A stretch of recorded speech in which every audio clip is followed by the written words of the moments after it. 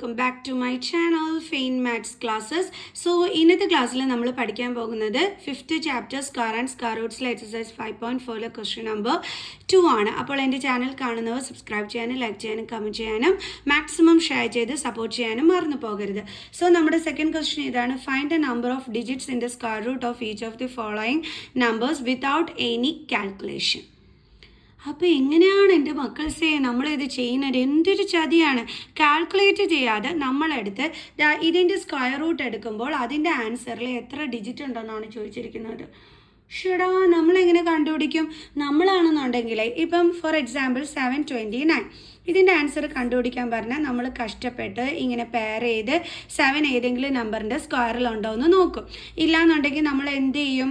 അതിന് മുമ്പുള്ള നമ്പർ എടുക്കും.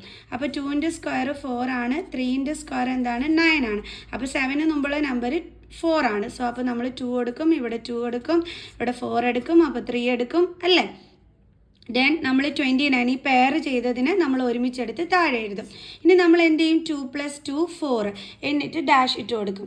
പിന്നെ നമ്മൾ എങ്ങനെയാണ് ചെയ്തുകൊണ്ടിരുന്ന ലാസ്റ്റ് നമ്പർ 9 ആകുമ്പോൾ അത് ഏതൊക്കെ നമ്പറിൻ്റെ സ്ക്വയറിലാണ് ഈ 9 വരുന്നതെന്ന് നോക്കും. 3ൻ്റെ സ്ക്വയറിലും 7ൻ്റെ സ്ക്വയറിലും എന്ത് വരുന്നുണ്ട്? ഇതേ 9 ലാസ്റ്റ് വരുന്നുണ്ട്. അപ്പോൾ നമ്മൾ എന്ത് ചെയ്യും? ഇതിൻ്റെ ഡാഷിൻ്റെ കൂടെ നമ്മൾ 7 ഇട്ട് കൊടുക്കും അല്ലേ. 7 അല്ലെങ്കിൽ 3. ഇപ്പം മിസ് 7 ആണ് ഇട്ട് നോക്കുന്നത്. അപ്പം ദേ മിസ്സിന് 7 4 ആർ 28 32 ദേ കിട്ടി മിസ്സിന് ആൻസർ. കണ്ടോ? 27. അപ്പോൾ ശരിക്കും പറഞ്ഞാൽ മിസ് സ്ക്വയർ റൂട്ട് ഓഫ് 729 കണ്ടപ്പോൾ മിസ്സിന് എത്ര ആൻസർ കിട്ടിയത്? 27 അല്ലേ. ഇനി മിസ്സിനോട് ഈ ആൻസറിൽ എത്ര ഡിജിറ്റ് ഉണ്ടെന്ന് ചോദിച്ചാൽ മിസ് എന്ത് പറയും? 2 അല്ലേ. അതെങ്ങനെയാണ് ഡിജിറ്റ് എണ്ണുന്നത്? എന്താ ഈ ഡിജിറ്റ്?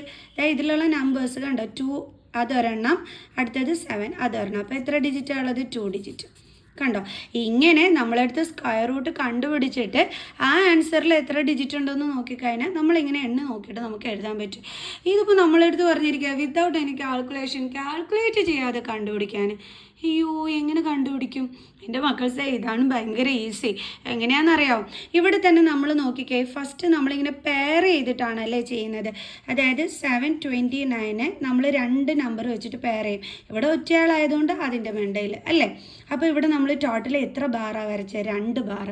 അപ്പോൾ ഇവിടെ എത്ര ഡിജിറ്റ് ഉണ്ട്? 2 ഡിജിറ്റ്. കണ്ട മിസ് എങ്ങനെ ഇതെടുത്ത് എഴുതിയത്? ബാറിൻ്റെ എണ്ണം നോക്കിയിട്ടല്ലേ.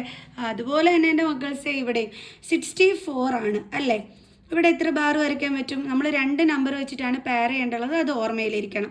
അപ്പോൾ നമ്മൾ ഇതേ ഒരൊറ്റ ബാറാണ് വരയ്ക്കുന്നത്. അതിൻ്റെ അർത്ഥം ഇതിൻ്റെ ആൻസറിൽ എത്ര ഡിജിറ്റേ കാണത്തുള്ളൂ? Only 1 digit. അടുത്തത് 144. അപ്പോൾ എങ്ങനെ വരയ്ക്കും? 2 നമ്പർ വെച്ചിട്ടാണ്. ഇവിടെ ഒറ്റയേ ഉള്ളൂ എന്നുണ്ടെങ്കിൽ അത് ഒരെണ്ണം മാത്രം. സ്റ്റാർട്ട് ചെയ്യേണ്ടുള്ളത് ഇവിടെ നിന്നാണ് കേട്ടോ, അത് മാത്രം തെറ്റിക്കരുത്. എത്ര ബാറുണ്ട്? 2 ബാർ. അപ്പോൾ എത്രയാണ്? 2 ഡിജിറ്റ്. ഓക്കെ.